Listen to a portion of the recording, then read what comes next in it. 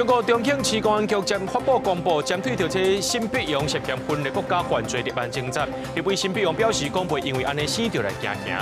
通缉犯伫咧台北车头性侵一名食酒醉的外籍女性，检方界求刑7年，代替也讲会加强这监视器系统。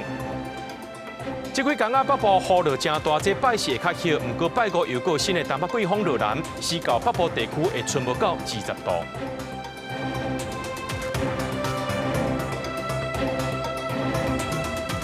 各位观众朋友，大家好，欢迎收看10月2日 AM 新闻，我是嘉豪。这中国国台办去年呢，甲这民进党立委辛碧阳列入去台独顽国分子的清单内面。今仔日呢，这重庆市公安局发布公告，针对着辛碧阳涉嫌分裂国家犯罪立案侦查。辛碧阳表示，讲袂因为安尼生就来行刑。因为刘友辉主委区水政也谴责中共的行为，批评这挺独22条是下过文明法治底线的恶法。对沈博阳涉嫌分裂国家犯罪立案侦查，依法追究其刑事责任。中国官方媒体央视插播报道，重庆市公安局发出警政通报，指控民进党立委辛碧阳发起建立乌刑学院涉犯分裂国家罪，决定立案侦查，对此辛碧阳回应，袂安尼就惊。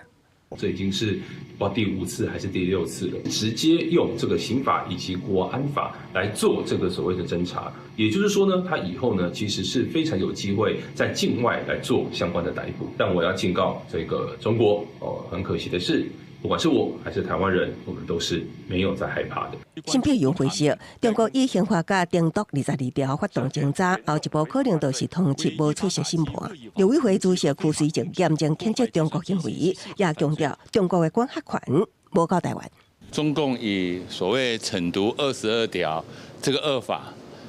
对我们的国会议员罗织入罪，我想已经逾越了文明法治的底线。在我们中华民国宪法之下，我们的国人有免于受到这个中共跨境镇压的迫害。我们会全力保护国人的安全，针对每个台湾人进行恫吓跟分化。我们知道他的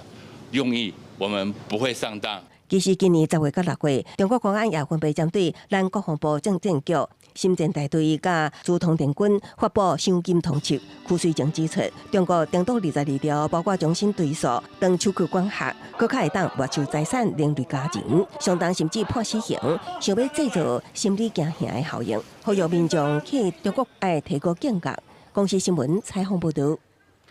台北车头进前发生性侵的案件，一个通缉犯的趁外籍女性食酒醉来解性侵，检方在今仔日侦查终结，甲这个通缉犯起诉，具体求刑7年。虽然发生这性侵案件了后，相关单位有强化措施，不过学者和护员团体是拢建议，就要全面检视这公共空间的安全监控，代替也讲当咧研究加强监视器的相关配置。旅客坐落来休困，警方伫现场注意上，若是有人倒落来，随过去坑道，壁面嘛打广告，除了中央大厅，其他的所在禁止坐喺涂骹。真侪人来来去去的台北车头，有关规格咧维护，因为像是进前的10月初9爆发性侵案，经过检方调查，二被照趁机会性交者罪嫌，甲犯案的市区的查甫人起诉。检察官依刑法趁机性交罪、公然猥亵罪提起公诉，向法院具体求处有期徒刑7年。北检查出市区的查甫人伫犯案进前是和被害的外国籍的查某人和过来的家友做伙食酒，但被害人有意识的时阵已经明确拒绝伊的肢体动作，嫌犯出伫家友离开了后，趁查某人酒醉无意识将甲性侵害。尤其市区的查甫人犯后的态度，伫警讯的时阵承认，侦查的时阵阁好认，互检方批评真恶质。监视器的一些死角可以避免掉的作为，我们会研议吗？因为那个战区辽阔要怎么来设置，或者是那个我们还要演绎。因为案件发生在人真侪公共场所，和车头的公共安全引起讨论，代替和替警这单位加强安全联防，提关键警率，提出真侪项强化措施，嘛当地建议改善监视器这设备，防堵治安死角。事务当中有蛮多的公共场所，这些犯罪人知道哪些的那个摄影机是哪些死角。那如果有一些可能类似厕所里面那些求助铃，这也是不错。发生在台北车站大厅了哈，也凸显出治安死角跟公共冷漠的问题了。那我也要提醒说，营造这个友善路人的社会气氛哦。学者和顾委会唔那是做伙建议全面检视公共空间的安全监控，而且这案件阁是价值外分，才有人主动帮助报案，嘛点出营造友善过路人社会气氛的重要性，避免出现旁观者的效应。记者综合报道。各乡有民众接到电话，讲伊有出现这不正常交易的情形，所以有一个假警察含伊失信，佮提出假证件来甲赶，要求这民众呢，就要配合清查这的资金，而且要转销钱转予伊，讲要替伊来保管。警方表示讲，若准是失信做笔录，这一定就是诈骗。另外，诈骗集团呢，要创一个宜兰县的社会处假面册，甲民众骗过资。另外，财政部也发现讲呢，有不少电子支付已经互这诈骗集团入侵啊。偷摕民众的个资，穿警察的甲，倒啊顶放警察的帽啊，场景敢若是伫个警察局。这个和民众失信的人，其实是一个假警察，为着骗民众，对方阁提出假的原警证。顶管写讲高雄市警察局刑事警察要替伊线顶做笔录。到一个很紧急的事件，他说什么因为他现在查到什么你们有几笔异常，那你如果没有在下午几点之前先去做处理的话，那有可能什么账号会被冻结什么的。民众迄当阵人是伫个台中，一开始接到唔知是谁卡来的电话，讲是民众伫个高雄出现几笔无正常的交易，必须限时赶到高雄来做笔录。民众无法度去，则个假讲会当转接专人到做线顶笔录。当事人感觉奇怪，甲电话挂掉，确认这是诈骗。检警绝对不会主动来电要求转账、交付提款卡或提供账号密码，也不会透过视讯通话或者是视讯制作笔录的方式。有民众反映讲，这宜兰县社会处面册粉丝专页最近是出现另外一个共名的笑话，只是人数较少，原来是诈骗集团设的，想要借宣导来骗人点连结，来摕到个资也是信用卡的号码。只是今麦网络的诈骗这么多，恐惊好弱势是陷入更较深的困境。到社会处的网站啊，也做得一模一样，那会误导更多的弱势的家户哦。踏入这个陷阱。财政部嘛，互诈骗集团继续真侪间电子支付的网页，请民众登入假网站输入个资，佮假用财政部的名义，寄这种港骗的钓鱼 email。专案专家提醒讲，要分辨假的也是真的，会当伫网页顶悬点选内连结以外其他的连结也是选项，确认讲敢会当运作。若是完全无功能，也是无法度运作，都是假的网站。记者综合报道。中央要普发现金1万块，也拿台北市政府评估了后，因为在台北市的财政状况无理由乐观，无普发现金的条件，所以引起拿力机关的不满。市长周万安表示，讲这财政局会去看台北市的财政，含所落来重要建设一寡需求的钱，也会继续含这机会进行沟通。全面普发现金1万块伫要上路，11月初5开放线顶登记。国民党立委罗明才质询的时阵讲到，今年税收有可能够超顶，甚至考虑变做常态性普发现金。行政院长杜荣泰嘛做出回应。那今年税收超增的话，今年或者明年要不要变成常态性的普发现金？还是要把整个财政结构让它有弹性，可以积极运用好。如果把它硬性规定一定做某一种用途，那等于是削弱了国家在这个时候的应变力。地方是不是加度普发现金嘛，一直互大家注意。不过台北市政府评估了后，认为台北市财政状况无理由乐观，未来财源有真大的无确定性，现阶段台北市无普发现金的条件。如果不能发现金，我们就以振兴台北市经济的名义明年我们每个人发3000块钱的消费券，那这个总数呢是73亿。然后呢，我们限定它必须在我们台北市消费。蒋万安不要双标哦，希望蒋万安能够把过去要求中央普发现金的态度落实到台北市政府来。财政局长吴晓南28去议会财建委员会报告表示，中央税收甲地方税收结构无同，各加国际普发现金的案例，普发现金是由中央发放，中央普发现金确实有较公平。我想财政局有整体衡量我们台北市的财政状况，以及接下来各项重大建设的需求，也会持续跟议会来沟通。台北市政府评估结论出来，哪里议员拢不满，调集人林世忠决议提案交付委员会大会，由大会所有议员讨论，由社会大众公开评论。公视新闻采访报道。继续来关心这猪仔疫情，这台中市早起公布初步疫情调查，这误车低调的死猪仔数量修正到78只，不过这农业部将按照化这场通报数字是97只，和台中市的数字是斗袂歹。防检署就接期讲，这上早猪仔死亡日期不是10月初10，所以台中市政府就要赶紧厘清，因为讲这去影响到这市场场范围，敢要掠搁较快。台中市政府早起公布疫调，讲11营地协会通报动保处，讲这个案场死20只，怀疑是猪单独引起的。13猪农咨询兽医组研判是放射杆菌核膜肺炎，家己就囥药啊，隔工通报动保处，维持原诊断。动保处兽医回报无非洲猪只的标准镜头，伫治疗的时阵死亡率有降低，不过20个出现3岁拍种的猪狗死去，才感觉代志严重。针对猪农讲法反起反倒，死亡几只嘛一直改，市政府表示已经送检调。如果有涉及是伪造文书，或者是恶意的部分哈，那这样的话呢，我们是会追究的哈，那也可能会有法律上的责任。顶公司78只，不过农业部得到化这场数字7721，其实是死97只，又搁出现侦查。防检署是怀疑顶通报上早死亡日期是10月初10这个讲法，可能怀疑这个最早的死亡日期可能不是10月10号，因为这个涉及到是不是要扩大这个往前追的相关的人车场的相关的一个关联场。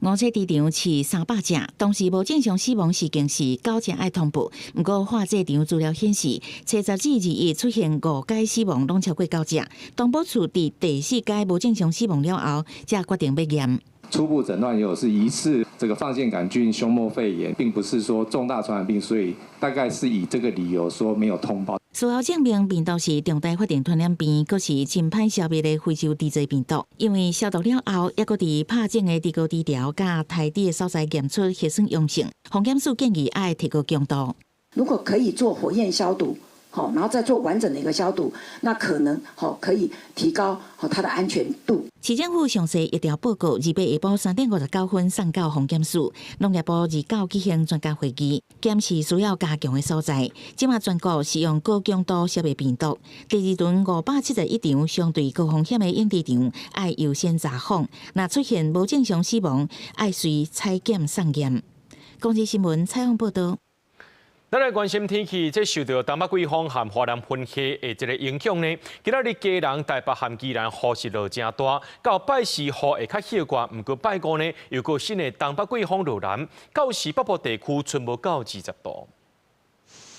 北部的雨查地受到东北季风和华南喷气影响，拜二北部的雨真高，全台拢是乌阴的天气。气象署针对北部、东半部发布大雨特报，要到拜四东北季风减弱，天气才会转好。不过雨天无够一天，拜五就有一波新的东北季风落南，到时全台各会进入雨落袂停的天气形态。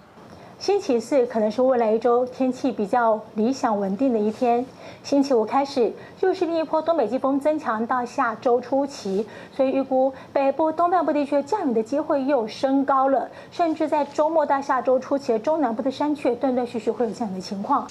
而且天气开始变凉冷，拜二透早上低温出现伫咧新北石顶，敢若18.9度。气象署指出，拜二、拜三这2天北部、东半部的温度伫20度至25度之间，中南部26度至31度。爱到拜四东北季风减弱，全台才会恢复30度左右的好天。不过拜五另外一波东北季风落南，全台大降温，北部降到20度以下，敢若剩18度至19度。东南部和华东地区的低温也会来到21度至22度。下一波东北季风在星期5开始增强以后，低温可能在马祖金门中部以北、东北部东部的低温在19、20度左右。越南边的地方低温到21度、22度。另外，气象署拜二嘛针对台湾本岛10个县市和外岛澎湖、金门连共发布强风特报，民众要注意可能6级至8级的阵风，提醒无代志千万唔通挖近海边啊，才袂危险。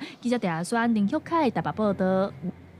继续来关心到这房山潭危机，这花莲堰仔口呢，房山潭由施工团队伫咧乌天然坝，互水流较紧挂。下晡4点的时阵，因为水头有落雨，这水坝泄出来真侪水，施工团队先脱离。要若讲到进前放落来这马太安溪房山潭，对接过到单，水位拢无明显变化，也针对着土砂的问题继续乌。按算伫咧明年底上加的输准量会当达到600万方。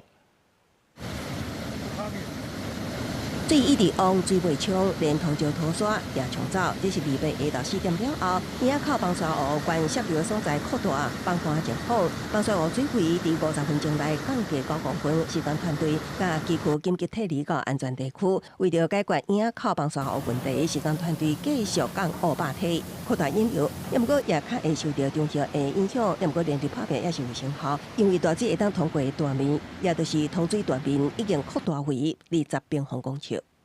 2公尺深、2公尺宽的那个河道，我们变成4公尺深、5公尺宽的河道，好，所以大概流量有变大。团队评估开挖佮扩大深造线引流策略有效，会继续推进另外一处马太安溪房山湖溢流破坏了后，水位为10月到达无明显变化。山区虽然有落雨，也毋过无到黄色警戒带，预计明年4月底进前完成堤防复建工程。目前也针对土砂问题继续办理搜准。我们到那个今年的年底，预计会输100万方。明年的年初到汛期这一阶段，我们会输200万方，然后汛期到最后那个明年年底会再输300万方，所以总计累计至少可以输600万方。马太安溪房山湖灾害发生了后，赈灾基金会也配合行政院办理募款甲赈灾，拢总募到13.9亿，也已经关口做先款会分3阶段进行，目前已经拨付8.29亿，用伫第一阶段紧急维助甲工程支持，会以公开透明原则实际运用伫灾区灾民。公视新闻采访报道。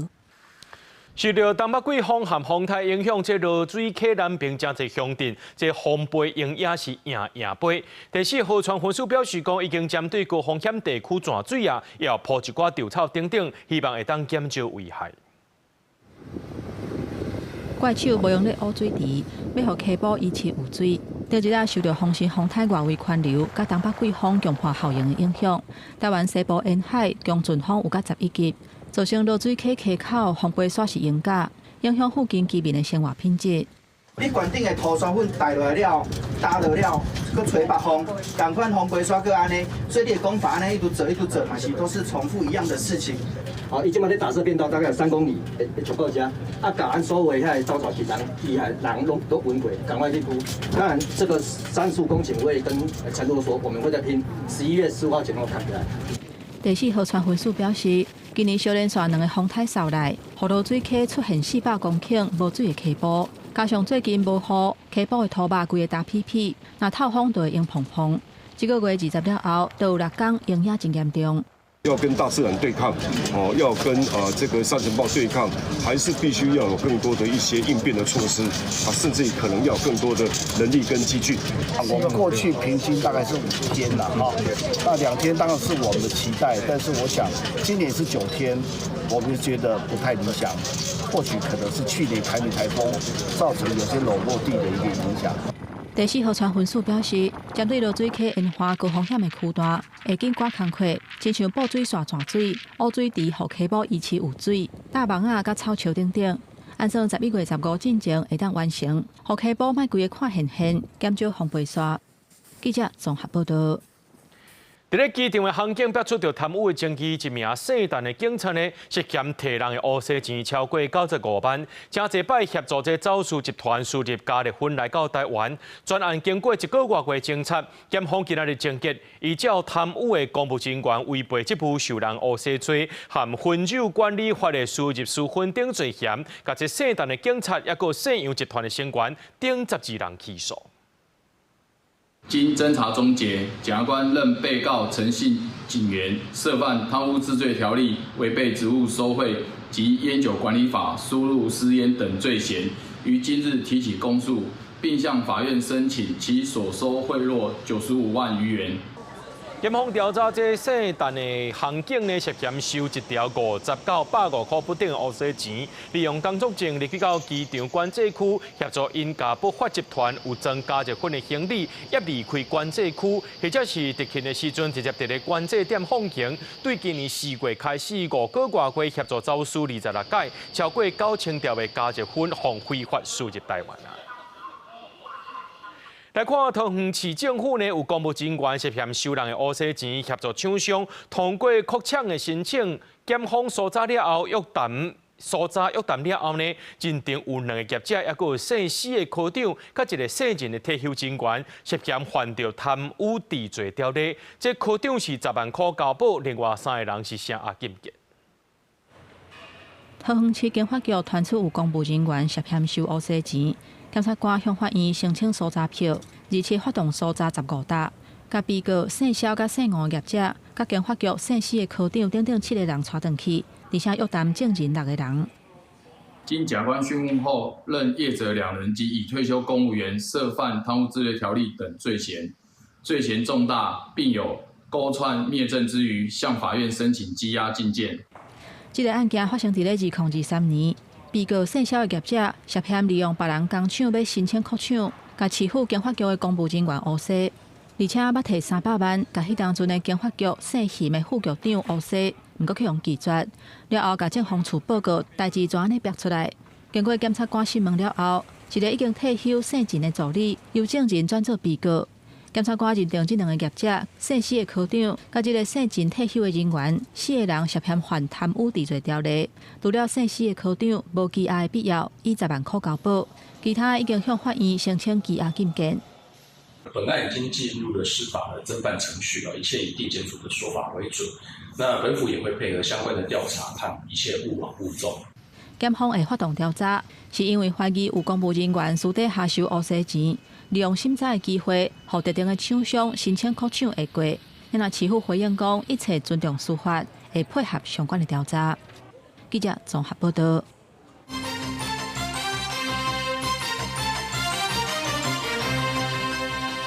咱继续来关心这台中国车市场逼出着非洲猪只，这有可能是这清销做了无够彻底，佮伫咧现场的环境检出着这病毒阳性反应。市政府呢是透暝进行第2届的消毒。按来讲到这桩案件的关键人物姓王的受益者，伫代志逼出来了后，伊就出国啊，目前也佮伫咧找伊的人。那这台中市油喷气化政策呢，昨下晡宣布增加文山含乌日的焚化厂来斗相喷。那行政院长杜英台也讲，这台中呢，就要改进油喷气化的场地。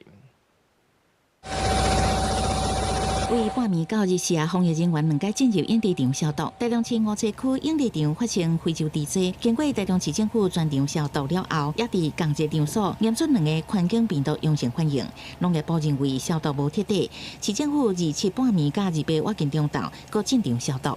非洲猪瘟的对环境的抵抗力非常强。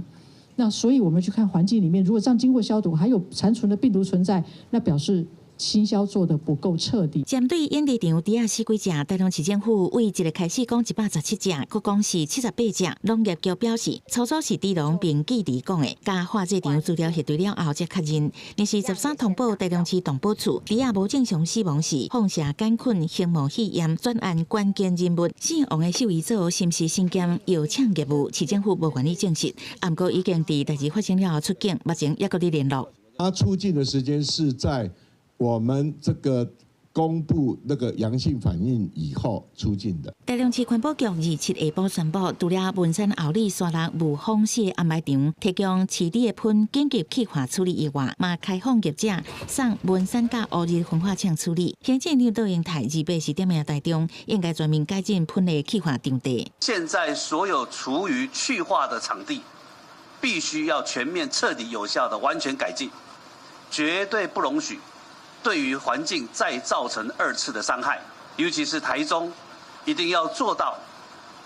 全面有效的改进。如果没有办法透过原来收运的方式清运，则可以联系环保局清洁队协助收运之后，以肥料化或者是能源化的方式处理。台中市长罗秀燕2日因为主持市政会议，无出席非洲地震记者会。市政府表示，下晡已经把一条完整报告给中央，提供后一阶段防疫政策做参考。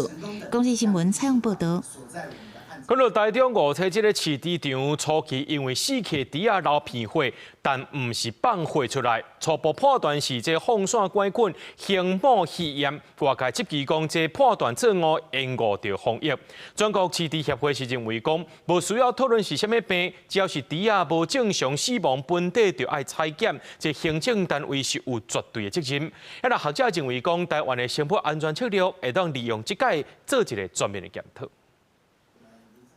台中市府头一摆公布完整非洲猪瘟疫调，其中细王兽医组初步判定异常死亡是风扇拐菌形母肺炎，东部处细热兽医14访时，因为猪仔流片火无放火现象，认为无非洲猪瘟典型症状，共款检判是风扇拐菌形母肺炎，有猝死。流鼻血等等的症状，而这样的一个症状，在当时呢，我们赖姓兽医是研判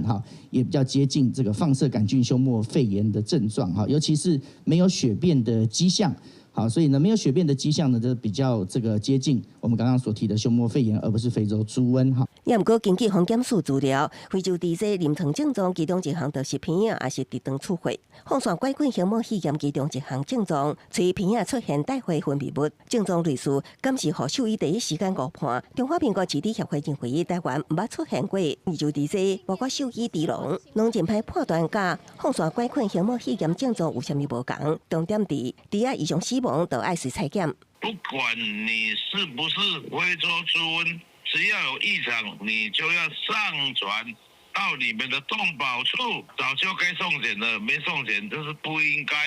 动物学者表示，非洲猪瘟除了发烧、呼吸道黏膜出血、软组织调红、脾脏肿起等症状，2018年后明，捌对亚出非洲猪瘟出现流片火等非典型症状，有可能造成延误通报，措施防疫黄金时机。我们大概市场兽医也没有非常密集的、高强度的送去其他国家去学习这方面的东西，因为你去现场去做这些相对的病理检验，然后其实你相对就有生活安全风险。好，所以我觉得这件事情对台湾来讲，的确它是一个蛮大的挑战。现代副教授王建凯认为，非洲猪瘟初期判断并不简单，即摆疫情会当作为台湾市场防疫量能测试，国家生活安全策略也会当就此全部检讨。公司新闻采访报道。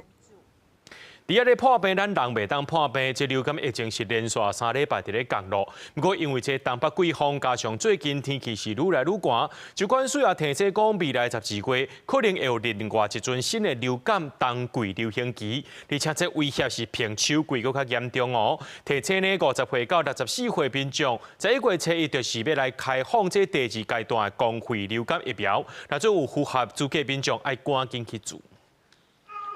隔当8个月，这波流感就可能脱离流行期。疾管署公布，顶礼拜国内类流感门诊急诊人数大约是11万人次，已经连续3礼拜下降，预估11月中脱离流行期。但是12月下旬会有一波新的流感流行期出现，而且可能会比这届更加严重。预估这一波秋季流感11月中旬退烧之后，可能在12月中下旬又会再起所以在春节前后还是会有一波冬季流感，还是请民众要把握机会来先打好疫苗。根据疾管署的统计，虽然为着流感的人数减少，但是顶礼拜也是有增加38例流感并发重症，甲13例死亡个案，拢是以 H1N1 和 H3N2 为主。其中上细汉的个案，敢若9岁，无特殊的病史，发病到往生无到1个月时间。比较年轻的是这个9岁大的，在中部的男童出现了活动力下降、语言不清的情形。那医师是研判说，他可能是这个流感重症有并发的急性坏死性脑病变。治疗之后，他的症状还是没有改善他是在这个10月下旬还是不幸的过世。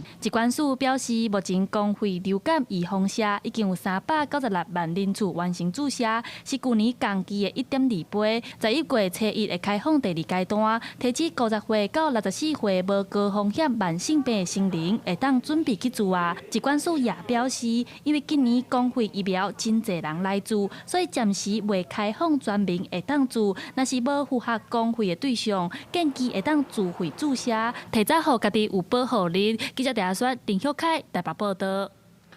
为了要做好分级医疗，卫福部拍算推出新措施，民众若准无转诊单，就去到医学中心就医，要加收50%部分负担的费用。上紧明年后半年来推动。伊个团体是呼吁讲，就要分清楚轻症的意思，才会当减少乱象。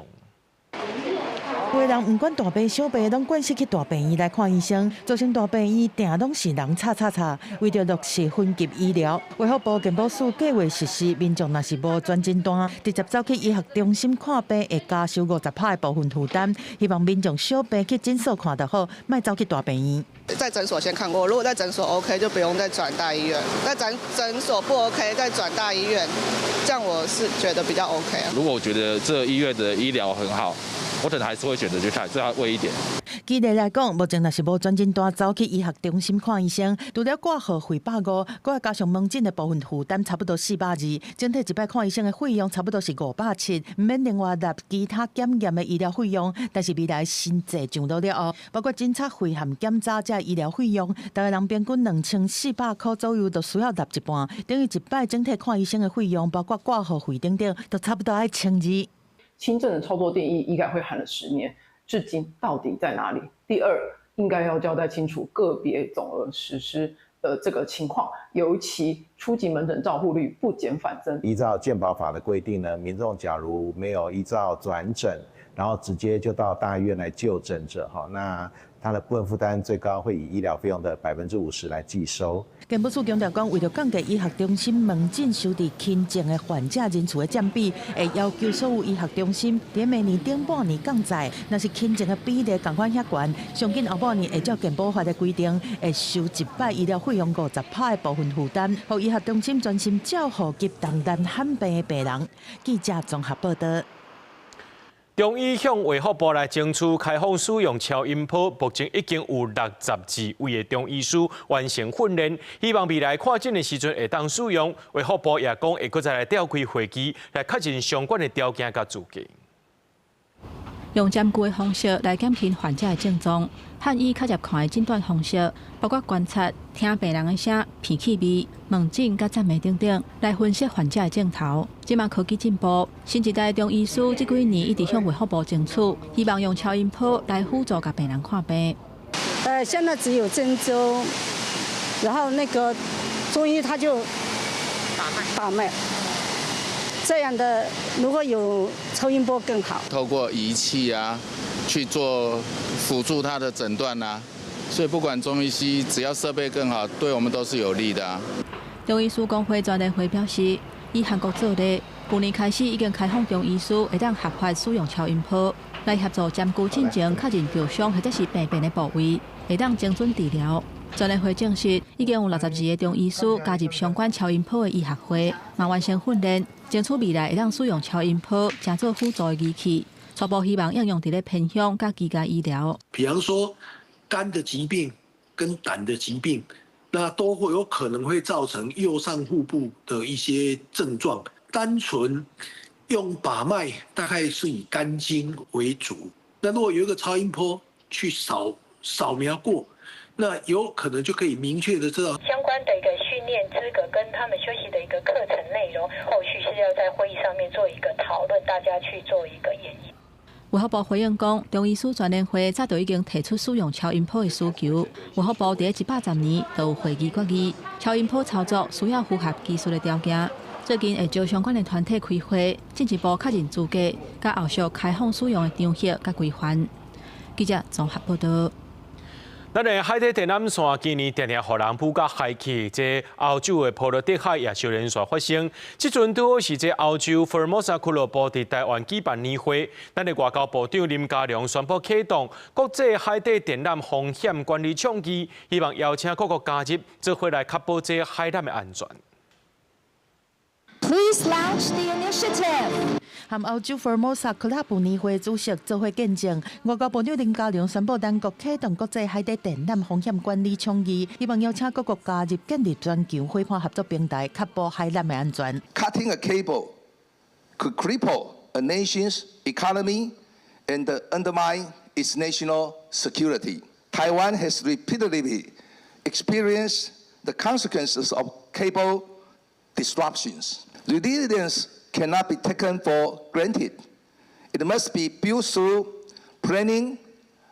implementation, and cooperation. 记者讲，最近几年，台湾是真侪摆经过海底电缆的受损，其中定拢是中国铺设地带的侵扰故意破坏。波罗的海去年嘛，小连续发生有中国背景的船只拖动海缆的事件，和海缆的防护变作台澳合作交流的重点之一。Taiwan knows better than most what it means to be targeted with persistent pressure, which is why Taiwan experience matters. We must send a simple, ambiguous message. We will not treat these cables as invisible. They are strategic assets. They are lifeline of free societies. 拄好是伫判院要审查海缆策划的修正草案，海委会主委关碧玲嘛化为调亚做回支持。海缆七法，它将会非常有效的去让那些可能伤害我们海缆的船舶，可以不必滞留在我们的海域，所以我们很希望能够得到立法院的支持。另外，外界关心美国总统川普日白和日本首相高市早苗的会谈，和要伫南韩举行的传习会，敢会讲到台湾议题？林佳龙重申台美关系真稳定，而且感谢高市早苗一直表达重视台海的和平稳定，强调美国的印太战略和日本、台湾是密切相关。记者综合报道。这期伫咧国际上常常公开支持台湾，也嘛伫咧咱台湾办正侪这艺文交流活动。政治大学的苏拉夫语系是全台湾头一个开捷克语相关学厅的这个学家，已经连续6年举办捷克节伫政大。今年活动以捷克头一任总统夏维尼做主角，伊是这反共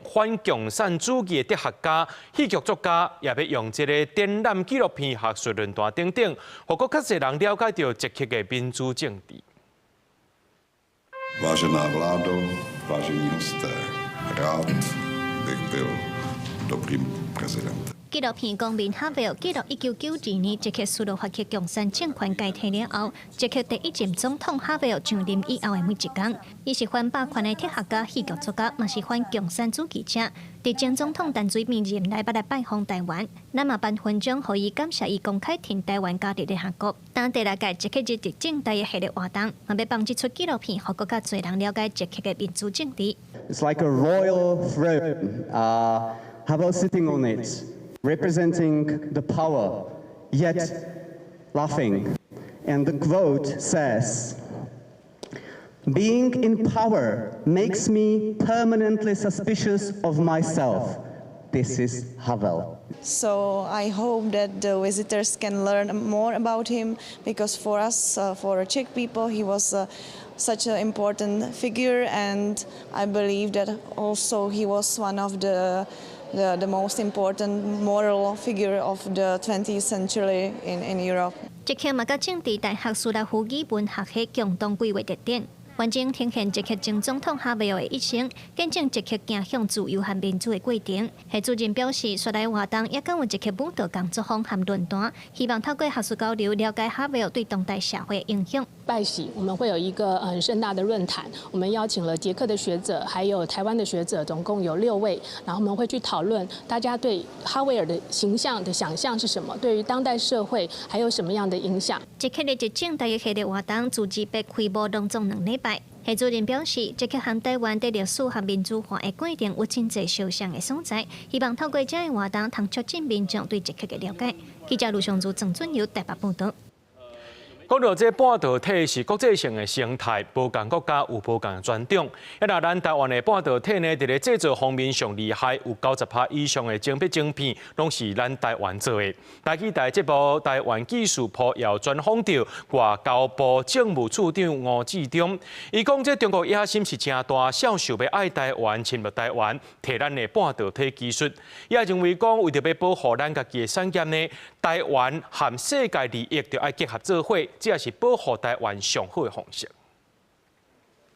在国际政治上，捷克是台湾的民主友伴，两国在民间嘛有真多元的艺文交流。对欧洲政治研究的外交部政务处长吴志忠接受台记台专访的时，伊指出，二次世界大战以前的捷克是军事工业排名世界第5的强国，后来去互德国占领，大大增加德国的战力。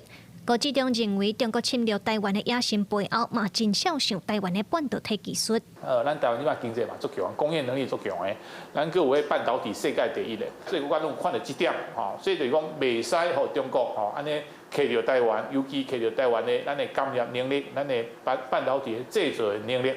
对战略位置来讲，台湾和日本、甲菲律宾等等拢伫第一岛链，是国际防堵中国扩张的第一防线。郭志忠指出，半导体产业链是国际性的生态，在制造方面，精密晶片90%以上是台湾做的。伊认为，咱要保护家己的产业，和台湾和世界利益结合做伙，这也是保护台湾上好的方式。即摆来比中国一步，就是讲，咱就比中国一个武器咱就做惨的。即摆咱若比世界利益，世界就来遮保护。所以讲，咱即摆即个含世界利益合做伙即个概念、即个政策、即个外交政策是最重要的。郭志忠表示，台湾毋但半导体厉害，以台湾的 GDP 来讲，咱是世界第20强的经济强国。台湾股市佫超过欧洲第2强的德国。郭志忠强调，台湾毋捌遮强过，但是亚洲世界的民主典范应当爱有自信，嘛着继续和世界民主友伴徛斗阵，互台湾的未来愈行愈在。记者综合报道。来看，这台北市政府上届新的统计显示，去年台北市列册需要关怀独居老人有9796个人，平均一年加1000多人。然后，准以这家庭户数来讲，平5年前孤一人的高龄户数增加74.85%。民间团体是指出讲，这独居老人无一定是弱势，不过就要保持和社会连结。配服务的家己大的老大人送中昼顿的便当，社工真体贴甲关心，互逐工的送餐变作老大人上欢喜的时间。正式进入超高龄社会的台湾，家己一个人大的老大人是愈来愈多。以首都台北市做例，去年有做命单需要关怀的家己一个人大的老大人，比前一年佫增加1000多人。全市超过65岁以上的人口占比来到23.06%，对比5年前，聚会户数和单人聚会户数拢增加，尤其单人聚会户数大幅增加74.85%。不婚的情况底下，他可能到了他的中高龄的时候，还是没有结婚，又买了一个房子在台北市，所以也会让这样台北市的这种所谓的单身户也会增加。学者分析，因为台北市的厝价悬，真侪囝儿伫大汉了后，就搬去外县市，造成聚会户数是一直在增加，因应厝内人照顾功能有可能无去的现实，政府必须要强化社会支持系统。民间团体分析，一个人大的聚会人无一定是弱势，就以台北市列册需要关怀要1万的士大人做例。统计显示，男性中介收入要较济，但嘛有一般户；女性是大多数拢是一般户，有各种情形。独居的人口越来越多的情况之下，与其谈所谓的孤独死，我更希望我们多谈一点是，当我们想要保有自主的个体的时候，我们怎么跟这个社会持续保有连结？民团表示，在超高龄社会之下，民众会当对中壮年就开始规划未来的生活，在社区和人际顶悬保持对外的连结。记者综合报道。即马是道鸟飞来过冬的季节，今年观察到这红豆鹰、山后鸟这两种主要过境恒春半岛的道鸟数量超过这50万只，是这30年来上届这纪录，让学者甲民众感觉真欢喜。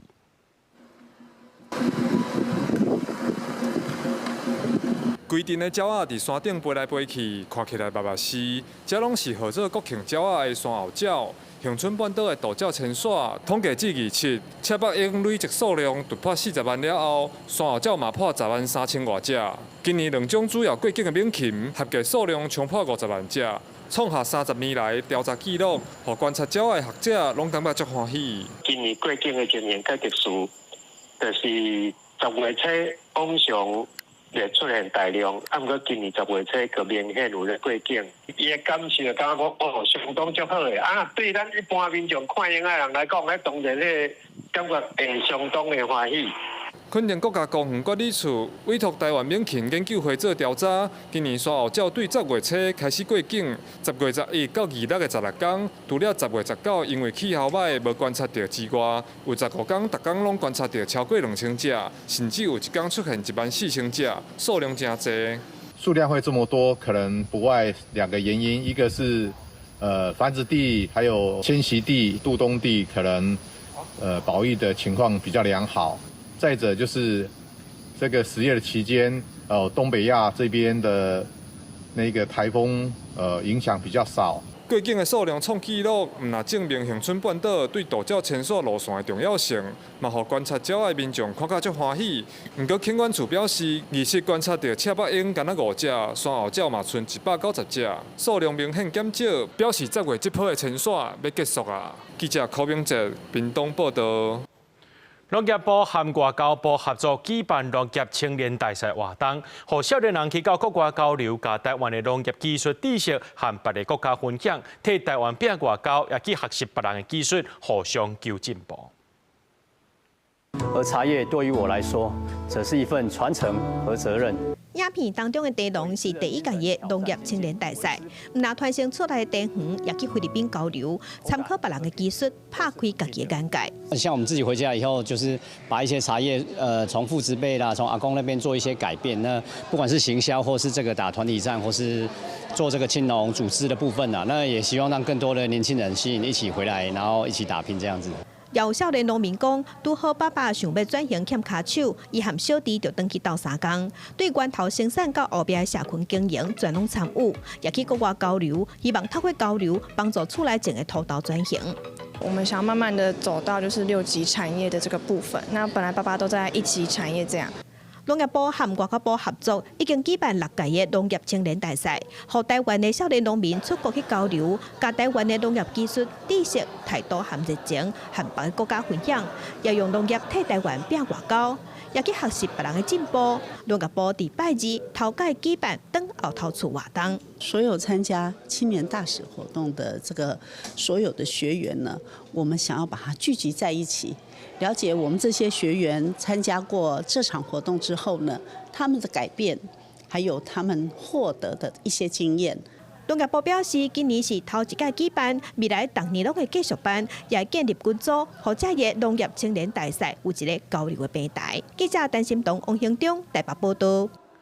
咱来看国际新闻，最近有真侪对这白罗斯飞入来立陶宛的空飘气球，已经害首都机场关起来真侪解。立陶宛政府宣布讲，除了军方爱把这气球接落来，和白罗斯的陆地边界也无限期关起来。另外要求这北约组织爱有对应的措施。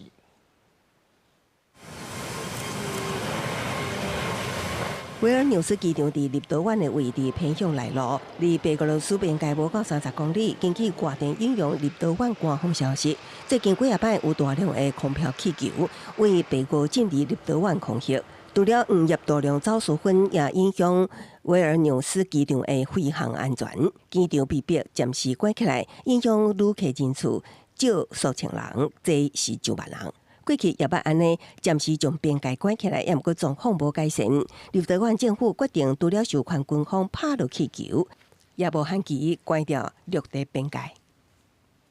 Jau dabar pasiruošę esame sprendimą neribotai uždaryti sieną su Baltarusija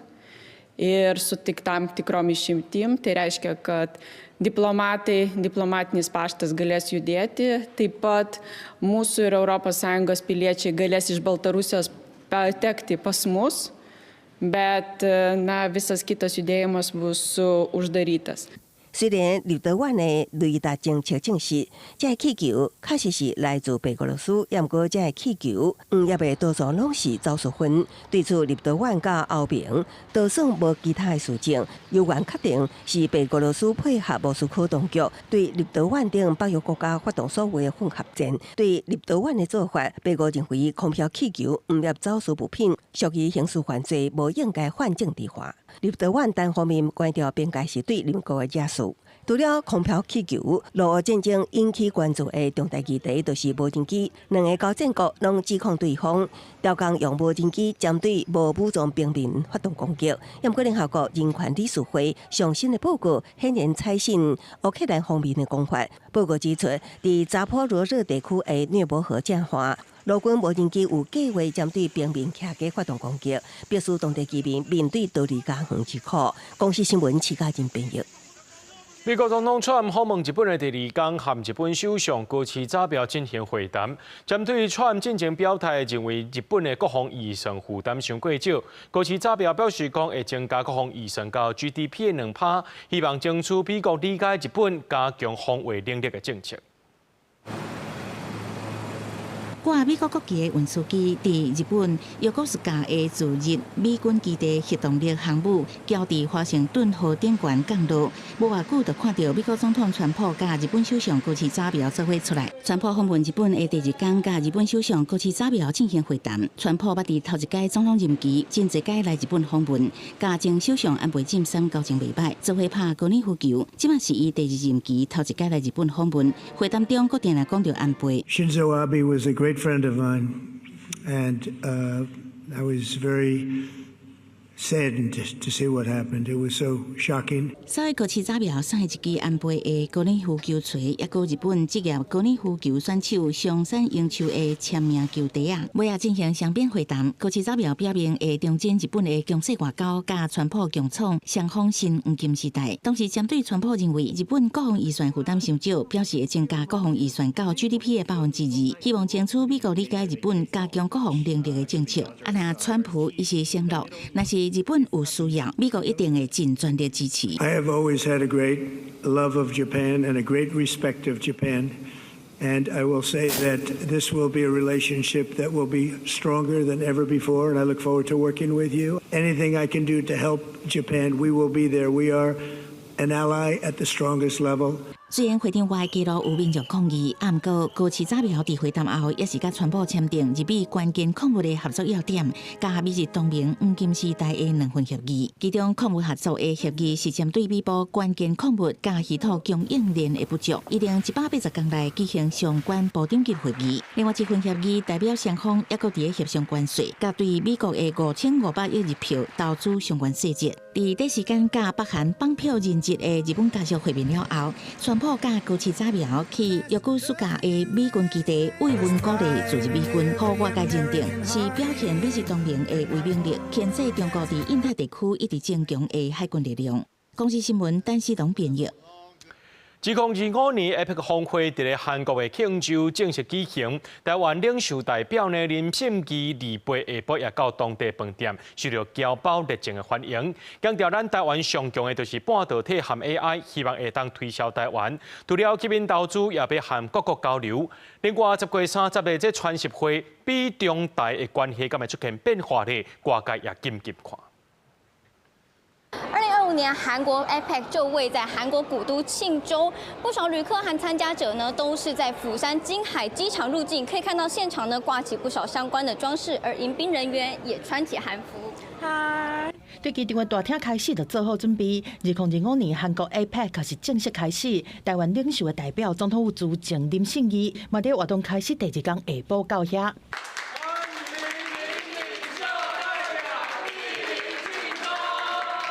受到庆州的华侨热烈的欢迎，林信基和细汉查某囝林文轩做伙去，这嘛是伊第3摆担任领袖代表。最近进前嘛特别强调要向世界推销台湾的优势。总统特别希望能够传达的我们的任务，能够把台湾分享说明我们在每一个领域的特色跟我们的优势，特别是半导体、AI。我们的智慧医疗、中小企业，希望能够呢来推销台湾，吸引投资，那么促进交流，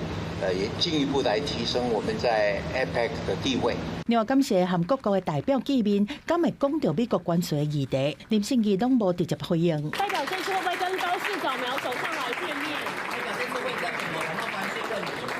观察 APEC 的议程，30日召开商部长记者会，代表是包括高雄园区的主管机关、各国会主委吴成文和经贸办总谈判代表尤丁尼，会说明台美关税谈判议题和去美国投资相关。所以来，阁有美国总统川普和中国国家主席习近平，30日要伫场边会面。议程上尾2天有回答执行长吴仁勋的演说和经济领袖会议。台湾领袖代表团下榻饭店周边挂起红布条，做好预备。除了总统府资政林信义，外界也关注经贸办总谈判代表杨珍妮是否与美国贸易代表格里尔这回有机会互动。各国经济和政治领袖拢来到这，美中关系伫即摆进展和变化，每一项拢牵动地缘政治，外界持续关注台湾所来面对的国际情势。公司新闻韩国报道。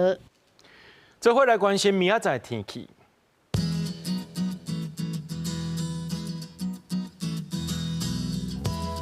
这人台北桃园新竹对19度到26度。苗栗台中彰化南投云林对20度到31度。嘉义台南高雄屏东对21度到32度。宜兰花莲台东对20度到29度。金湖金门马祖对18度到26度。新闻最后感谢各位观众朋友收看今日AM新闻，我是嘉豪，明仔暗时7点咱再相会。